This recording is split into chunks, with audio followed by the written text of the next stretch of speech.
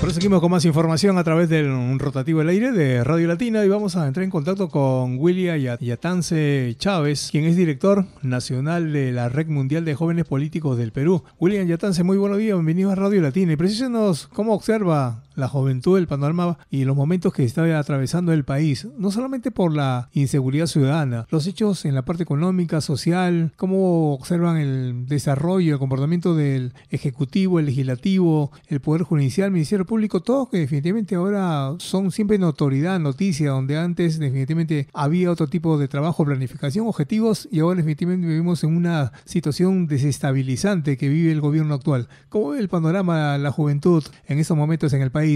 William Yatance, buenos días. Muy buenos días, gracias a Radio Latina por la invitación y a nuestros oyentes.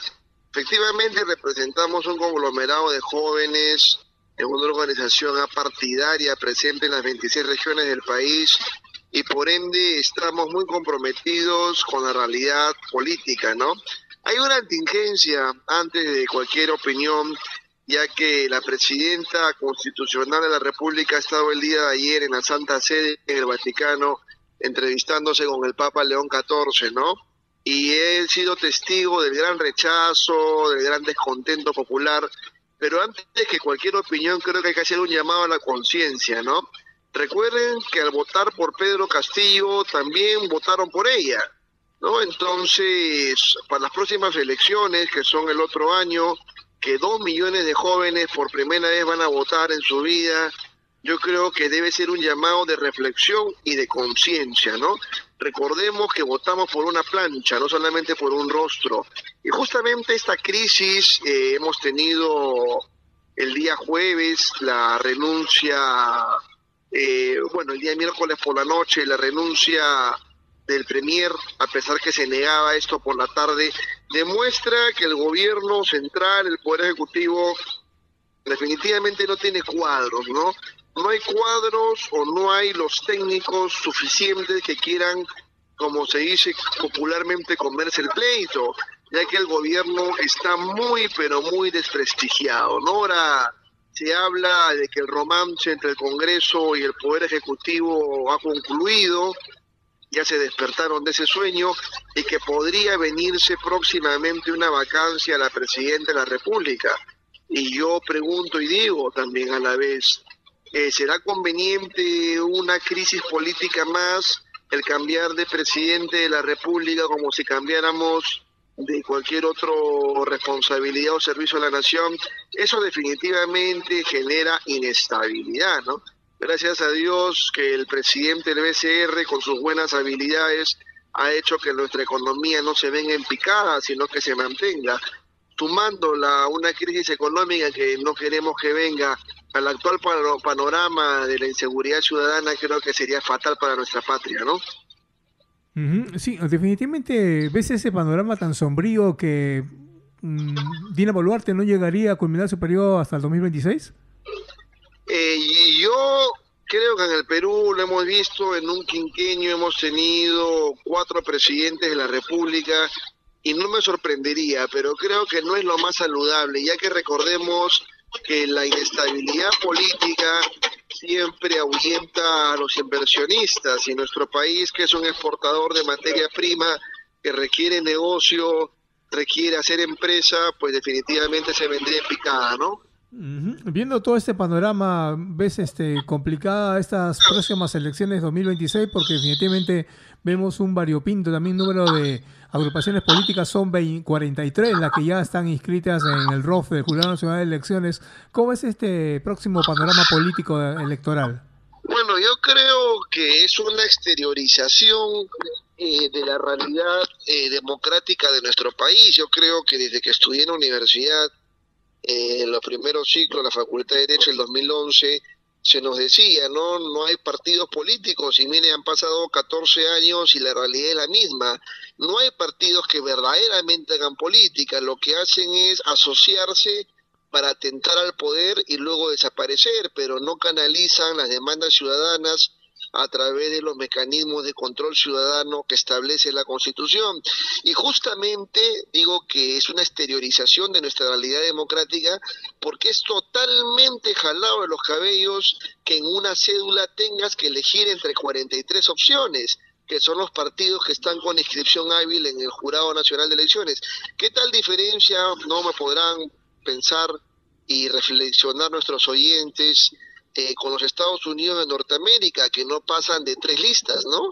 Entonces, para mí el panorama es muy complicado. Hay 2 millones de jóvenes que por primera vez van a votar en las instituciones llamadas por ley a lo que es hacer educación cívica.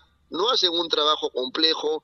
Por eso es que nosotros tenemos que ingresar como sociedad civil a tratar de tapar estos agujeros que dejan las instituciones que tienen este deber por ley, ¿no?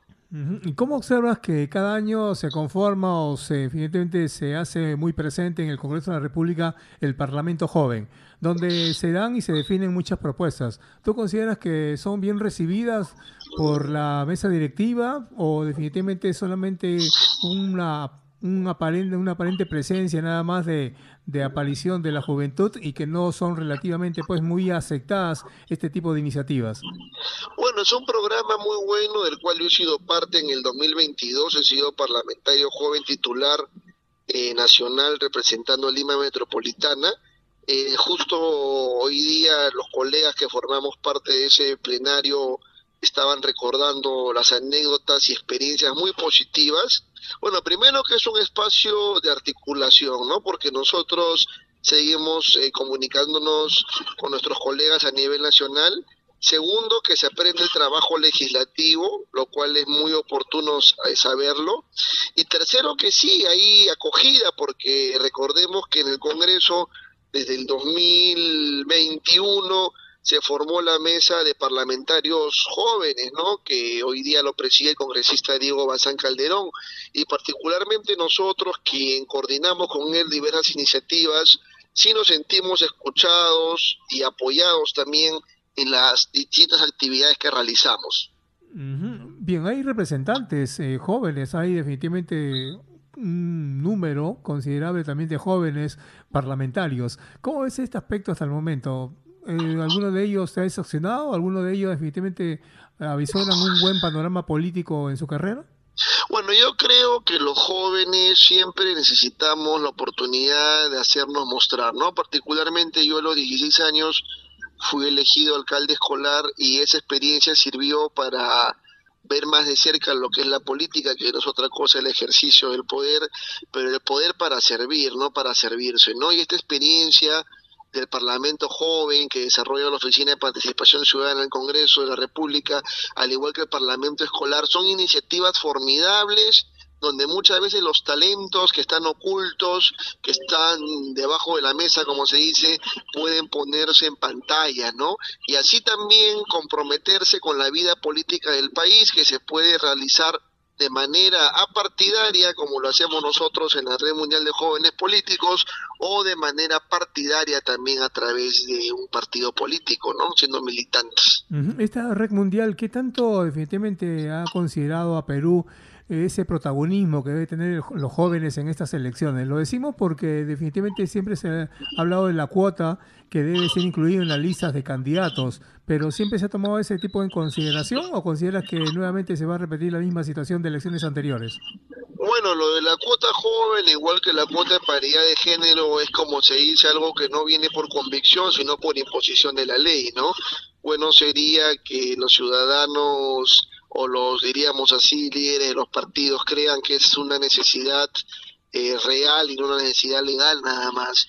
Nosotros, bueno, que estamos presentes en 38 países, vemos como una esperanza, pero también una esperanza con responsabilidad, ¿no? Es por eso que nosotros, desde la Dirección Nacional de Educación, estamos trabajando un paquete de medidas formativas, porque decía nuevamente, los organismos que conforman el sistema electoral nacional tienen una brecha amplia de lo que es educación cívica, que debería venir desde el colegio, ¿no? Es por eso que nosotros estamos realizando un paquete de educación cívica, educación democrática, que se va a ver también ampliado en nuestro sexto Congreso Nacional en Ayacucho, del 18 al 20 de julio, y también en la cumbre internacional que tenemos en Lima, donde jóvenes de los 38 países donde estamos, del 19 al 21 de septiembre, nos vamos a encontrar en Lima justamente para hacer un llamamiento a las autoridades y también demostrar a los jóvenes que está bien vivir con un sentido de fiesta, un sentido de recreación, pero también hay que vivir con responsabilidad, porque en nuestras manos está, como ciudadanos, elegir a quienes nos gobernarán. ¿Qué planteamiento va a llevar la REC Perú ante este tipo de convocatorias y eventos que van a realizarse? Bueno, nosotros trabajamos a nivel nacional a través de la Oficina Nacional de Municipios Escolares con distintos colegios a nivel nacional y les inculcamos esta semillita de la responsabilidad democrática, ¿no? La responsabilidad en saber elegir y en formarse bien para luego ser elegidos. Desgraciadamente hay mucha ligereza y eso es lo que me llama poderosamente la atención, ¿no? Los que votaron por la plancha que eligió a Dina Boluarte hoy día la critican. Bueno, para la próxima más reflexión, ¿no? Más interiorización de por quién estamos votando. Y hay que votar pues con un pensamiento amplio, crítico y reflexivo.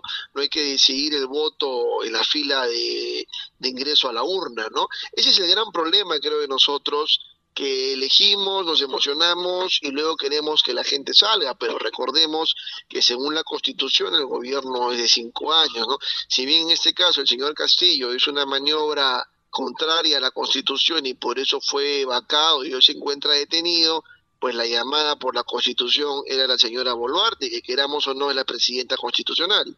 Bien, ahora hay un punto crítico también hacia los jóvenes cuando ingresan a política y se convierten en algunos de ellos y son elegidos y son autoridades, porque su escaso conocimiento en gestión pública, a veces son direccionados o manejados por las autoridades que definitivamente tienen un gran predominio, poder de decisión y el manejo total del aparato, de ciertos espacios del aparato estatal, y definitivamente solamente llegan y a veces no son esa voz de liderazgo que quisieran o esa voz discordante ante situaciones que puedan ser definitivamente un punto de crítica, un punto de cuestionamiento.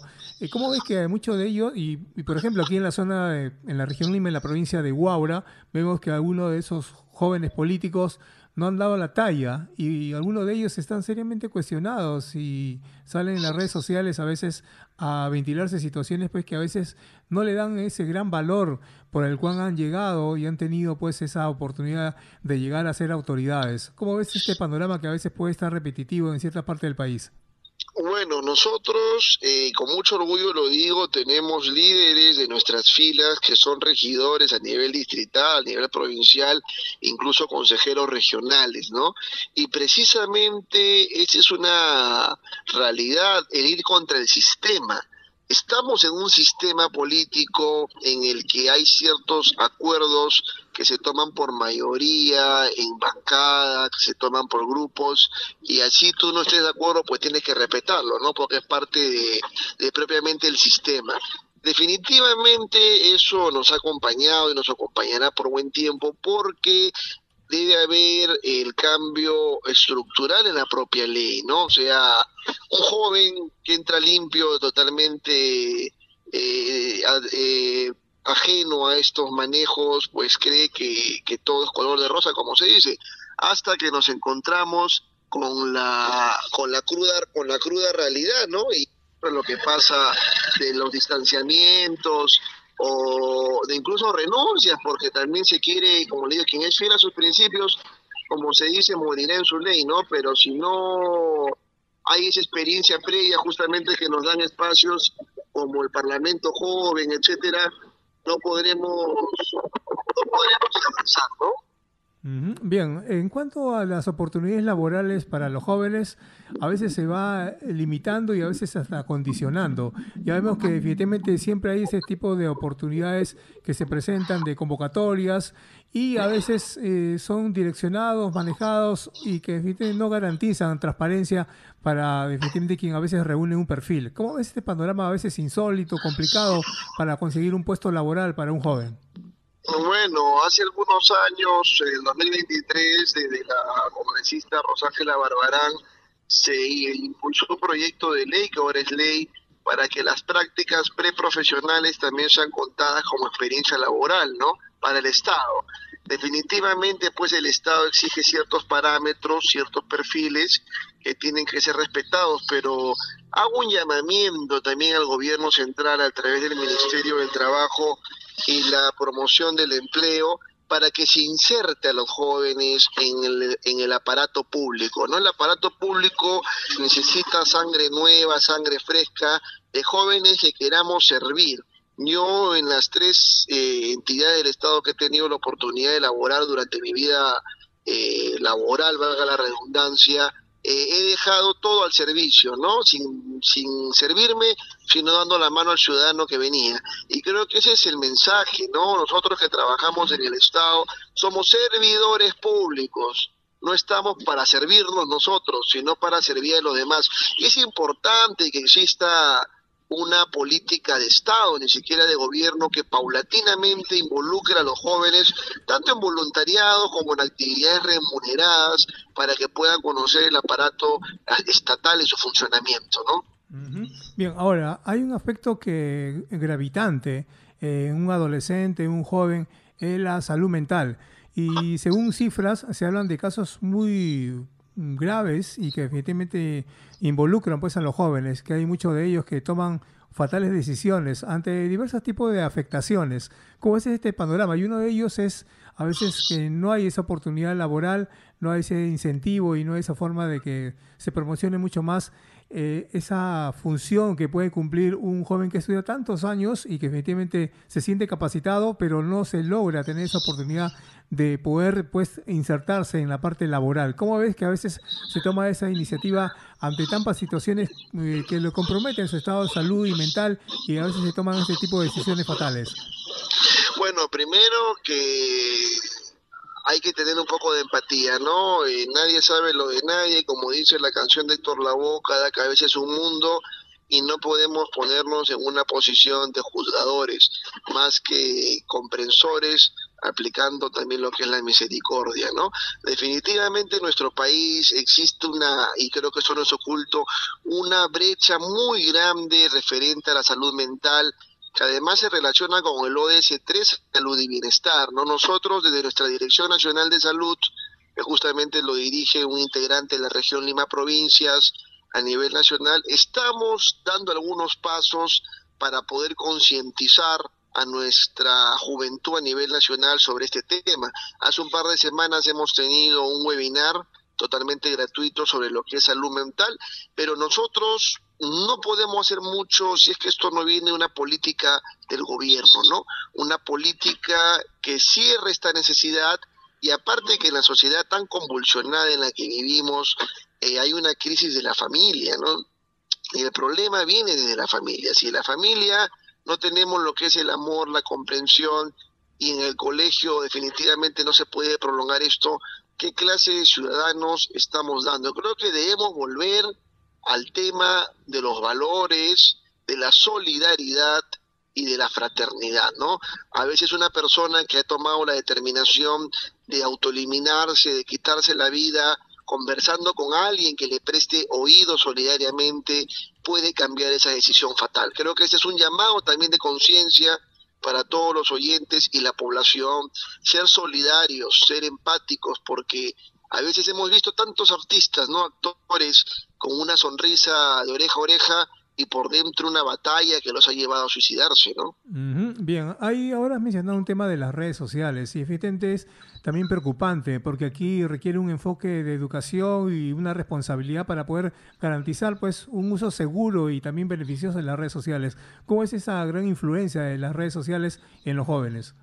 Bueno, justamente ahora también nuestro querido Papa León XIV, peruano de corazón, de nuestra nacionalidad, en el día domingo, en el inicio del ministerio petrino, ha mencionado eso, ¿no? Estamos en una era no de revolución industrial, sino de revolución digital.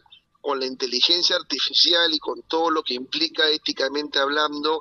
Y bueno, las redes sociales que han venido en un boom, ahora los niños de 3, 4 años son millennials, ¿no? Ya manejan las computadoras, manejan la tablet, lo que antes un adulto no manejaba.